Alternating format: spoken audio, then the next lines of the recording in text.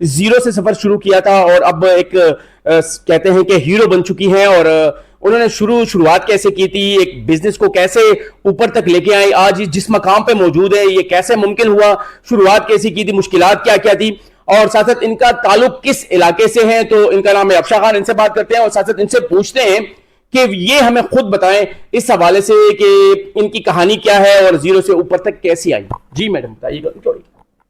جی السلام علیکم. میرا نام افشا ہے. پہلے تو آپ کا شکریہ ادا کرتی ہوں کہ آپ آئیں, اور بڑا اچھا لگتا ہے کہ جو ہم نے جو سیکھا ہے ہم دوسروں تک اس کو پہنچائیں. میرا نام افشا ہے اور میں بیسیکلی ثوابی سے بلونگ کرتی ہوں, اور ہمیشہ بچپن سے خواہش تھی بزنس وومن بننے کا.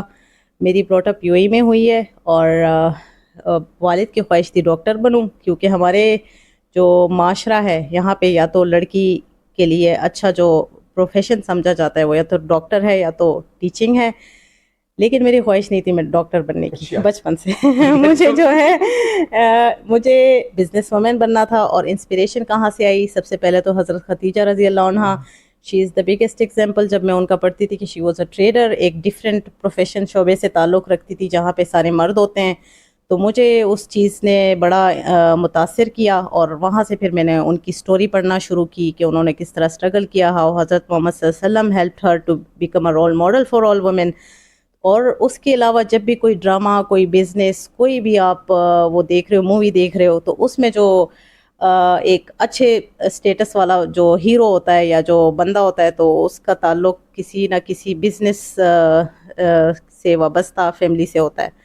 تو وہ مجھے بڑا کرتی تھی کہ وائی بزنس, وائی ہر جگہ اس کو دکھایا جاتا ہے. تو پھر آہستہ آہستہ میں نے سوچا کہ نہیں, I wanted to become a fashion designer. تو میری امی سے تھوڑا بہت میں نے اسٹچنگ اور یہ چیزیں گھر میں سیکھی. وہ بڑی اچھی ڈیزائنر تھی, کیونکہ باہر ممالک میں آپ نے دیکھا ہے کہ خواتین زیادہ تر اپنے کام خود ہی کر رہی ہوتی ہیں, اور وہ گھر میں اپنی مصروف ایک قسم کی ان کی ہابی تھی جن کو وہ کرتی رہتی تھی. تو ساتھ میں نے بھی ان سے سیکھنا شروع کیا, اینڈ آئی بیکم اچھی ویری ایکسپرٹ ان اسٹچنگ اور ڈیزائننگ اور ان چیزوں میں. سو مجھے فیشن ڈیزائنر بننا تھا. بٹ دین وہ جب بات آئی ایجوکیشن کی, تو جب میں پاکستان آئی کیریئر کی, میں پاکستان آئی تو جب ڈاکٹر کی بات آئی تو میں نے کہا چلو ابو کو خفا نہیں کرتے ہیں, میڈیکل کا ٹیسٹ دے دیتے ہیں. میڈیکل نہیں ہوا, انہوں نے کہا آپ 1 سال اور امپروومنٹ کر لیں. بٹ آئی سیڈ نو, میں ٹائم اور نہیں ضائع کرتی, میں اس طرح کر لیتی ہوں کہ یا تو پھر میں نے گھر میں بتایا کہ یا تو فیشن ڈیزائننگ کا آپشن ہے میرے پاس, یا تو پھر بزنس سے ریلیٹڈ کچھ اسٹڈی. فیشن ڈیزائننگ پہ اگین آپ کو پتہ ہے کلچر نارمس وغیرہ ہمارے فیملی تھوڑا سا وہ کر لیتے ہیں, تو ریلیکٹنٹ ہو گئے تھے کہ نہیں کچھ اس طرح کا شعبے میں جاؤ کہ عزت ہو. تو پھر میں نے بی بی اے کیا. اچھا بی بی اے کر لیا. بی بی اے کیا, and then after that B B A کے بعد میں نے ماسٹرس ان پروجیکٹ مینجمنٹ کیا, کیونکہ زیادہ تر میری فرینڈس ایم بی اے کی طرف چلی گئی. لیکن جو لوگ جاب مائنڈیڈ ہوتے ہیں وہ پھر ایم بی اے ضرور کرتے ہیں. میرا مائنڈ جاب والا نہیں تھا, مجھے بزنس کرنا تھا. اینڈ بزنس میں ڈیلی روٹین میں آپ نے کچھ نہ کچھ پروجیکٹس یا چھوٹی موٹی ایکٹیویٹیز یا ٹاسک کو مینیج کرنا ہوتا ہے. تو وہاں سے پھر میں نے پروجیکٹ مینجمنٹ کیا from SZABIST Islamabad, and then I got married after my graduation from masters, اور then I move to Peshawar. Peshawar آتے ہی جب میں نے اپنے فیشن ڈیزائننگ کے بارے میں سوچا, آئی واز تب 26 ایئرس اولڈ, اور جب میں یہاں آئی تو میں نے سوچا کہ اسٹارٹ لیتے ہیں. تو میں نے اس پہ ریسرچ شروع کی, میں نے آن لائن سارا کچھ. تو میرے ذہن میں خیال آیا کہ تب فیس بک پہ نیا مارکیٹ پلیس اور اس طرح کے تھوڑے سے شاپس شروع ہو گئے تھے, ڈیجیٹل شاپس. تو میں نے سوچا کہ why not to start with something digitally. تو پھر میں نے ایک ای کامرس اپنا پیج بھی بنایا, اور جس پہ میں سوچ رہی تھی کہ فیشن ڈیزائننگ, لیکن جب میں نے مارکیٹ کو اسٹڈی کیا تو یہاں پہ ابایا کا زیادہ ٹرینڈ تھا.